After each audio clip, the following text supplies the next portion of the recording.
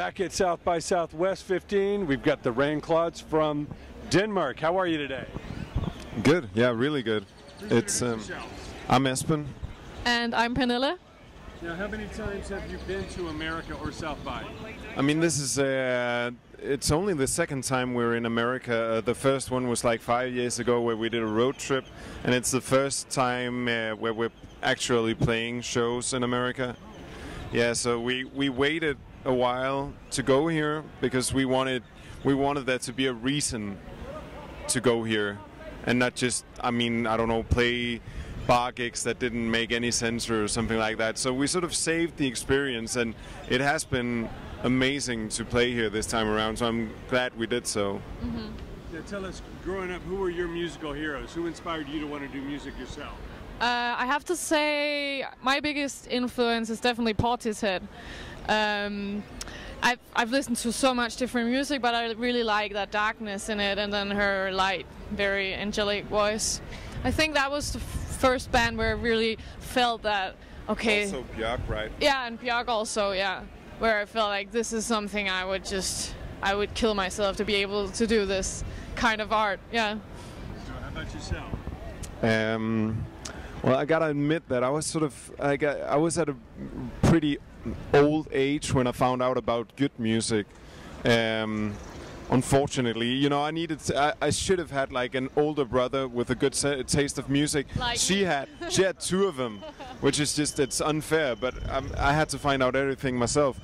I would say like Radiohead, of course, but David Bowie, Simon and Garfunkel, The Doors. And more recent things like electronic things, it's James Holden and the Swedish guy who calls himself The Field. A lot of different. Our mutually biggest hero is David Bowie. That's the guy we can always return to, just because of his chameleon-like sort of life as a musician. 50 years now. Still evolving, almost succeeding in everything. Sure, he's done terrible albums, but I mean, he's done a shitload of albums, so it's all right. He seems to never compromise. He does exactly. I mean, yeah. So we have like a lot of respect for that dude. Mm-hmm. Yeah. Now, how did you come together, and what was the musical, you know, unity? Yeah, actually we met each other studying culture and arts a long time ago. But what we really met around was music. And I think we just got astounded about how much we shared the same taste. It was like anything we would introduce to each other, we were just like, okay, I feel the exact same way. So yeah, then gradually we just began playing around and trying to do stuff on our own.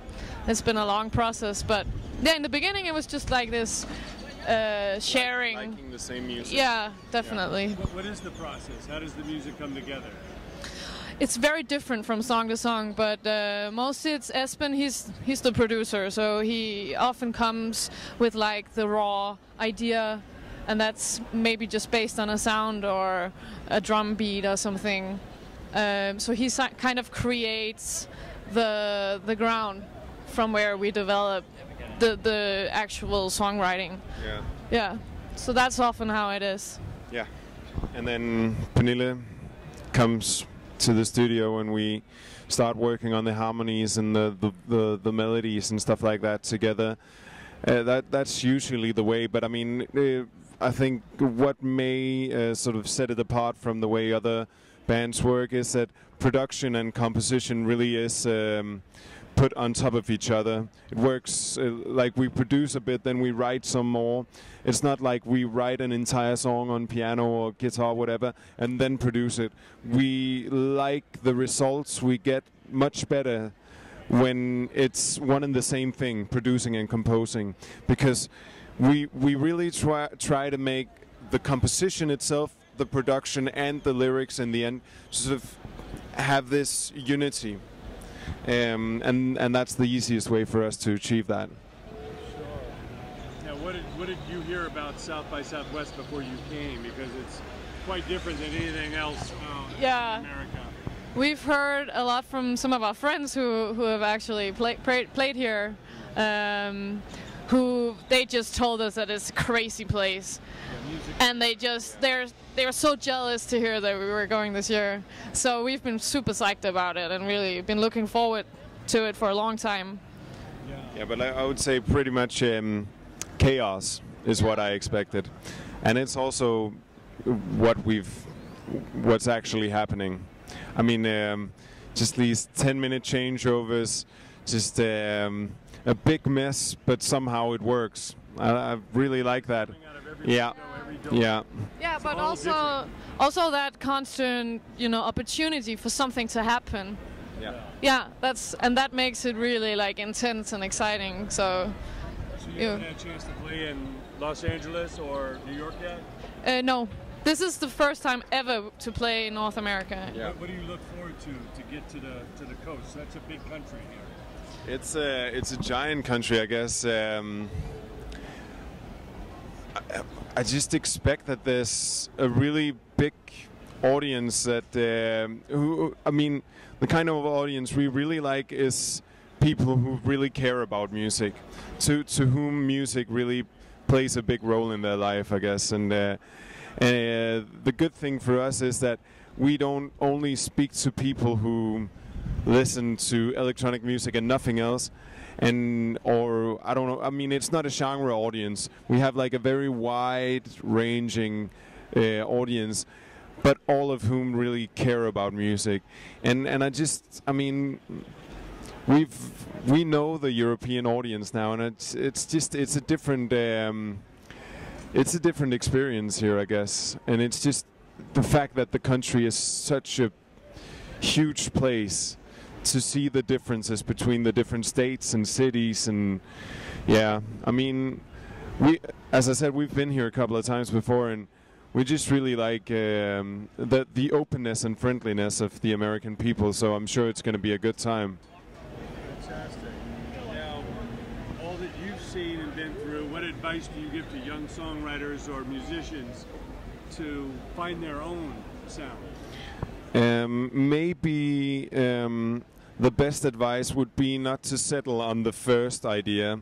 Like even now, where we've done this for a long time, the way we make sure that an idea is good is that we try to come up with 5 ideas that are better.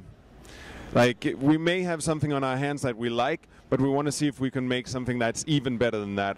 And then maybe if we get to a point where it's just impossible, then that means that, the last good idea was really good. Because I think there's a lot of people who sort of settle on something too fast. So like the experimentation and the will to just continue to try to do better is, that's important. And then I would also say that, at least for me, as someone who listens to music, what I really enjoy is music that sort of has more than just one genre in it. Like I'm not that into that anymore. I love music that draws on very different inspirations. So that's another thing I would say to budding songwriters, not just to listen to what they already like, but try to listen to, I don't know, some Egyptian music from the 50s and high life music from the 70s on the west coast of Africa, and Kraftwerk and the Doors, and just... Because the thing is that the genre music has been made. That's why it's become a genre. So, yeah, push yourselves to actually explore different moods and different energies within music. So you have a wide palette to paint with and deep roots. Yeah, yeah. Find out who your favorite artists listen to and listen to them, and find out who they listen to. Exactly. Yeah. I think that's the important thing. We actually do think a lot about music in historical terms when we make our own music, because it's funny what you can do with just using, for instance, like an 80s snare drum and put it in a more modern context. I mean, just that tiny thing can change something and give it a historic backdrop that at least we think is important to the way a song is perceived by an audience. So that everything doesn't sound brand new and everything doesn't seem old either. There's something in a balance between the two that we really aim for and like. What's coming up next for the group? We're going back to Denmark and starting our European tour, and then we're releasing our next album in May. So that's the next big milestone, and we've been looking forward to that. So that's going to be a big thing. And then hopefully we'll come back to tour here as well. Yeah. That would be amazing. Hopefully both already in the autumn. Yeah, US Canada tour would be a dream of ours come true. Yeah. Well, thank you so much. We look forward to spreading the music, and best of luck to you. Thank you. Thanks, man.